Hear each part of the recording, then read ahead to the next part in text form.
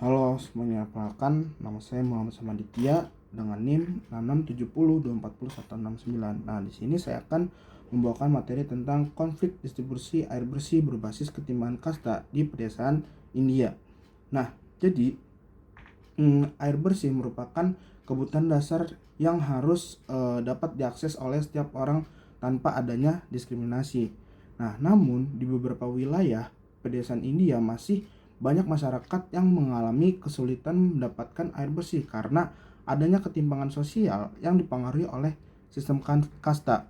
Nah, konflik ini tidak hanya berkaitan dengan kelangkaan sumber daya air, tetapi juga menyangkut persoalan keadilan dan kesetaraan hak gitu. Nah, melalui video ini kita akan membahas ringkasan konflik, akar masalah, dampak yang ditimbulkan, serta strategi penyelesaian. Terus juga ada pesan yang dapat kita ambil dari kasus tersebut. Nah, kita masuk ke ringkasan konflik. Jadi, konflik distribusi air bersih di pedesaan India terjadi karena akses terhadap sumber air ini tidak diberikan secara merata gitu. Nah, kelompok kasta atas seperti Brahmin dan Thakur memiliki pengaruh yang lebih besar dalam mengelola dan menguasai sumber daya air. Sebaliknya, konflik kasta rendah seperti Sudra dan Dalit sering mengalami diskriminasi dalam memperoleh akses terhadap sumur, saluran air, maupun fasilitas sanitasi. Nah, akibat kondisi tersebut, banyak masyarakat kasta rendah harus menempuh jarak jauh yang untuk mendapatkan air bersih. Nah, ketimpangan inilah yang kemudian memicu konflik sosial karena kebutuhan dasar masyarakat tidak dapat dipengaruhi oleh secara adil. Nah, masuk ke akar masalah konflik. Jadi, penyebab utama konflik ini adalah sistem kasta yang telah berlangsung lama, berabad-abad, dan masih memengaruhi kehidupan sosial masyarakat di India. Nah, sistem tersebut menciptakan hubungan yang tidak setara hingga kelompok tertentu memiliki kekuasaan lebih besar dalam mengelola sumber daya publik termasuk air bersih. Nah, selain faktor sosial, konflik juga diperburuk oleh beberapa faktor lainnya seperti pertumbuhan penduduk yang terus meningkat, perubahan iklim yang menyebabkan berkurangnya ketersediaan air, serta keterbatasan infrastruktur distribusi air bersih di wilayah pedesaan. Nah, kombinasi berbagai faktor tersebut membuat persaingan memperoleh air bersih semakin tinggi dan meningkatkan potensi terjadinya konflik. Nah, dampak konflik itu, jadi konflik distribusi air bersih ini memberikan dampak yang luas bagi kehidupan masyarakat. Kelompok kasta rendah sering mengalami kesulitan memperoleh air bersih sehingga harus menggunakan sumber air yang kurang layak atau berjalan jauh setiap harinya untuk memenuhi kebutuhan rumah tangga.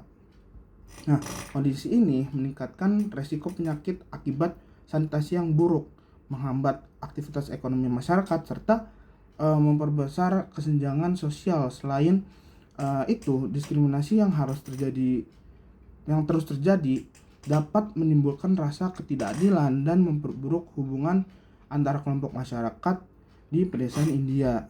Nah, adapun strategi resolusi konflik. Jadi untuk mengatasi konflik tersebut terdapat dua pendekatan yang dapat dilakukan. Nah, jadi yang pertama, pendekatan ekonomi, yaitu dengan meningkatkan pembangunan infrastruktur air bersih seperti sumur, jaringan pipa, dan fasilitas distribusi air agar seluruh masyarakat ini memperoleh akses yang sama gitu. Nah, yang kedua, pendekatan cooperative governance, yaitu melibatkan seluruh masyarakat tanpa memandang kasta dalam proses pengambilan keputusan mengenai pengelolaan sumber daya air. Dengan adanya kerjasama dan partisipasi semua pihak, nah, distribusi air bersih ini dapat berlangsung secara lebih transparan, adil, dan berkelanjutan tentunya. Nah, melalui perspektif making conflict work economy, konflik tidak hanya selalu dipandang sebagai sesuatu yang negatif. Nah, konflik juga dapat menjadi pendorong perubahan menuju kebijakan yang lebih adil serta memperbaiki sistem distribusi sumber daya yang sebelumnya tidak merata gitu. Nah, adapun pesan edukatif dan sekaligus penutup. Jadi dari konflik ini kita belajar bahwa air bersih adalah hak setiap manusia, bukan hak kelompok tertentu. Ketimpangan sosial dan diskriminasi itu hanya akan memperbesar konflik apabila tidak diselesaikan dengan baik. Nah, oleh karena itu diperlukan kerjasama antara pemerintah dan masyarakat untuk menciptakan sistem pengelola sumber daya yang lebih adil, transparan, dan inklusif.